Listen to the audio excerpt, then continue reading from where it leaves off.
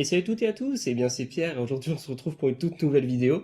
Alors si vous n'êtes pas au courant, aujourd'hui il y a quelque chose de vraiment très historique qui s'est produit. Car en effet, il y a un data center d'OVH qui a cramé, brûlé. C'est ce cube de 500 mètres carrés qui est parti en fumée cette nuit au port du Rhin à Strasbourg, un des 3 bâtiments du data center de l'entreprise OVH Cloud. 115 pompiers ont été mobilisés peu après minuit 30 pour lutter contre cet incendie. Sur place, pas de victimes à déplorer. OVH Cloud stocke des données informatiques de plus d'1,5 million de clients dans le monde. De nombreuses entreprises, de particuliers et de collectivités sont touchées. Beaucoup d'inquiétudes pour ceux qui ne bénéficient pas de sauvegarde sur plusieurs serveurs. Le directeur Octave Klaba, venu sur place ce matin, n'a pas souhaité s'exprimer face caméra pour l'instant. Alors le but de cette vidéo, c'est de vous expliquer dans un premier temps comment je l'ai vécu, comment ça m'a affecté dans mon cas, et je vais vous raconter toute une histoire qui va autour ce fameux feu qui dans mon cas est vraiment assez drôle. Et aussi je vais vous parler de manière générale comment ça affecte en fait, les développeurs et les gens qui de manière générale travaillent avec des serveurs sur OVH. Donc pour commencer l'histoire, je vous propose de démarrer en fait hier soir en fait, pour vous décrire en fait qu'est-ce que moi je faisais hier soir et comment le fait que cet incendie m'a affecté. Donc en fait hier soir je me baladais sur Facebook et j'ai vu qu'il y a un ami à moi qui est musicien au Népal qui a fait un site pour en fait présenter tout simplement ce qu'il fait pour son activité en fait. Parce que lui il fait principalement de la composition de musique pour des films et du coup il s'est dit tiens je vais faire un site pour présenter tout ça.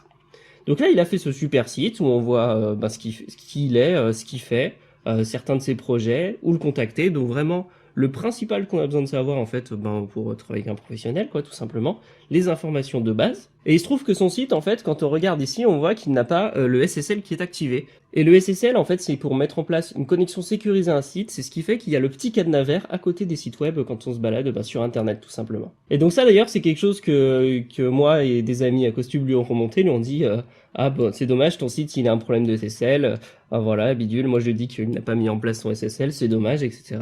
Et donc du coup je me suis dit que j'allais un peu discuter avec lui pour savoir comment il l'a fait. Et donc en fait ce site web il l'a mis en place sur un hébergeur qui malheureusement ne propose pas le SSL. C'est-à-dire que s'il voulait mettre en place le SSL sur son site, il aurait besoin de payer un supplément pour ajouter ce cadenas.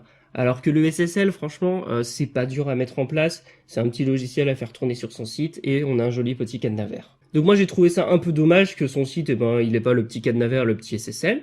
Et donc du coup, moi ce que je lui ai proposé, c'est qu'en fait, vu que c'est juste un site statique qui aura pas beaucoup de trafic, je lui ai dit tiens, j'ai un VPS, je vais lui proposer de mettre son site sur mon VPS. Donc après il me demande en fait comment on doit mettre ça en place, voilà, donc moi je lui explique qu'il doit changer 2 enregistrements dans son DNS. Donc pour ceux qui savent pas ce que c'est un DNS, en fait, c'est un serveur qui permet de savoir où se trouve un service. Un service, ça peut être par exemple un site web ou par exemple un email. C'est-à-dire que si on va aller sur Google, on va faire appel à un DNS qui va nous dire « Bonjour, l'adresse www.google.com, elle se trouve sur tel ordinateur. » Et ça veut dire que ensuite ton ordinateur à toi, ton ordinateur local, quand il va essayer d'aller sur Google, le DNS il sera capable de lui dire « Ok, Google c'est par là-bas. » Donc ensuite après j'ai un peu discuté avec mon ami pour qu'il m'explique en fait un peu comment il a mis en place son serveur, etc. Comment il l'a construit. Et là il m'a expliqué en fait qu'il l'avait construit en utilisant un constructeur de site dont j'ai perdu le nom mais qui est pas très connu et qui est assez spécifique à son hébergement. Ah j'ai retrouvé, son theme builder s'appelle Zaki, Z-A-C-K-Y, et qui du coup n'est pas très classique. Donc après il m'a parlé aussi qu'il avait déjà entendu parler de WordPress. Bon, je lui ai un peu expliqué 2-3 choses comme les différences entre WordPress.com et WordPress.org.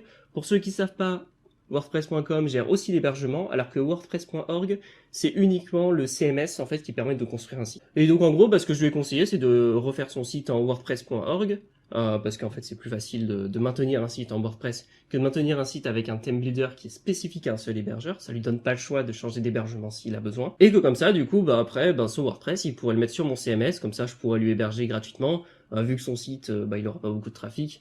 Moi, ça change strictement rien sur mon VPS, je me suis dit que je pourrais très bien faire ça pour lui.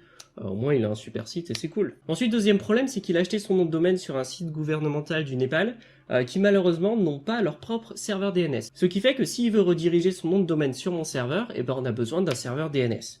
Donc moi, ce que je lui dis, pas de problème, je montrerai un serveur DNS sur mon VPS. En attendant, ce que je vais te faire, c'est que je vais te proposer un nom de domaine temporaire. Comme ça, tu pourras construire ton WordPress dessus. Et puis, dès que moi j'aurai mis en place mon serveur DNS, on mettra ton vrai nom de site sur ton site, tout simplement. Donc, je lui ai créé en fait une adresse qui s'appelle costube.ggio.space. Vu que j'ai déjà le nom de domaine ggio.space, j'ai juste créé un sous-domaine, vu que c'est gratuit de créer des sous-domaines dès qu'on a déjà le nom de domaine. Et donc du coup, bah, je lui ai donné en fait ce sous-domaine. Et donc là, il se trouve qu'à 23h15, je lui ai envoyé un message et je lui ai dit bah salut, voilà, je t'ai mis un WordPress sous ce nom de domaine. Si tu veux accéder à la base de données, bah tu as les accès, etc. Et là, attention, je vous lis le dernier message que je lui ai envoyé à 23h22, quand je lui ai indiqué que du coup, bah, son WordPress était prêt pour qu'il le customise. You let me know if the installation ever fails. It might be something that I forgot to do.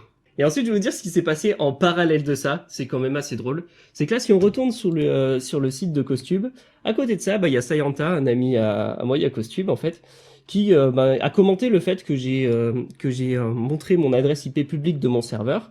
Et en fait, qui m'expliquait que, attention, fais gaffe à pas montrer ton IP, ça peut être un problème. Et donc, du coup, je lui ai démontré, en fait, bah, qu'une adresse IP, en fait, d'un site internet, ben, c'est public. C'est quelque chose qui doit être public, et qui est public pour que les gens puissent consulter un site. Et voilà, et donc, du coup, après, ça a parlé, en fait, pour rigoler, ça parlait de bots, etc. Et là, je lui ai dit, good luck trying to DDoS the host I use, entre parenthèses, OVH by the way. Donc là, j'ai quand même dit, vas-y, t'en fais pas, OVH c'est super, ça va jamais tomber, tout va bien. Mais bon, là encore une fois, je m'attendais pas à ce qui allait arriver. Oh, voilà, et après, je lui ai expliqué 2-3 choses de si jamais quelqu'un voulait s'amuser à attaquer mon site, des choses que je pouvais faire pour le protéger un minimum, etc., etc. Et voilà, et c'est là que s'arrête cette discussion de cette nuit. Et encore une fois, en parallèle, un autre commentaire de Sayanta, Fire like a dragon. Donc là, encore une fois, le mot-clé fire, alors que le serveur est parti en fumée, il y a vraiment une prophétie là qui s'est produite. Tout que là, le fire, bah, c'était pour commenter la qualité du site de Costube, qui était très, très joli, mais qui malheureusement, en fait, s'est retrouvé à très bien décrire ce qui arrivait à mon pauvre petit VPS. Et donc là, arrive le lendemain matin, où évidemment, à 6h du mat, Costube m'envoie un message, je dis, désolé mec, mais ton truc ça marche pas, si je clique sur le lien, ça arrive nulle part.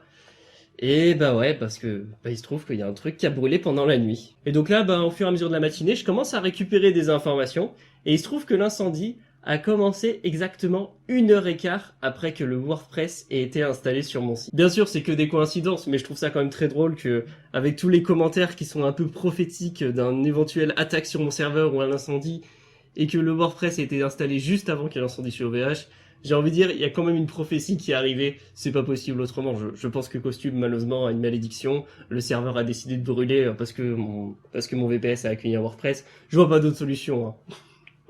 Non, je rigole, bien sûr, évidemment. Mais c'est quand même assez excellent, je trouve. Bon voilà, ensuite quelques infos, il y a eu Octave, le patron d'OVH, qui est arrivé le matin même sur les lieux de l'incendie. Puis il a donné des infos tout au long de la matinée, jusqu'à qu'il nous dise environ vers 14h, très bien, ok, les serveurs ils seront à nouveau là, mais donc dans une semaine, où il y a toutes les données qui ont été perdues, dans le bâtiment numéro 1, où il y a un tiers des serveurs qui ont brûlé, le mien malheureusement en faisant partie, et ensuite tous les serveurs du bâtiment 2 ont tous été cramés. Et donc pour tous ces serveurs-là, c'est malheureusement pas possible de récupérer les données. Il y a encore quelques possibilités de récupérer certaines données, mais malheureusement je peux pas en dire plus. Donc peut-être que je vais récupérer une partie de mes données, mais dans mon cas, c'est pas très certain. Moi dans mon cas, il se trouve que j'avais fait des migrations de mes sites de mon mutualisé vers mon VPS, quelques semaines et quelques mois avant, selon les sites. Donc je vais pouvoir retrouver la majorité de mes données. Je vais potentiellement environ perdre peut-être 1 mois ou 1 mois et demi de données, mais bon, c'est pas des trucs de fou, c'est pas des trucs très compliqués à reconstruire. Donc de mon côté, ça va être chiant, ça va être un peu long, mais ça va être surmontable. Mais il y a des personnes en fait qui ont perdu en fait beaucoup de données. Et ce qui m'embête dans mon cas, c'est que je comptais mettre en place depuis 2-3 semaines un système de sauvegarde automatique de mes données. Je pensais le faire sur un Gmail, donc que tous les jours ou tous les 2 jours, j'en sais rien.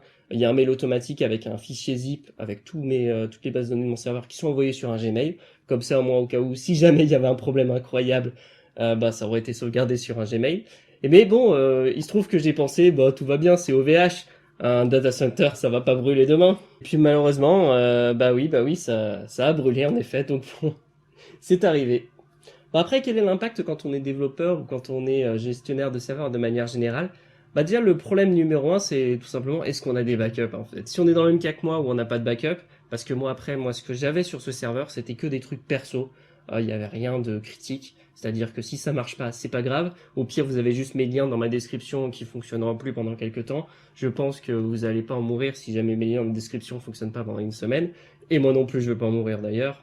Mais après, il y a des vrais services qui sont sur ces serveurs d'OVH. Il y a des sites de mairie qui fonctionnent plus.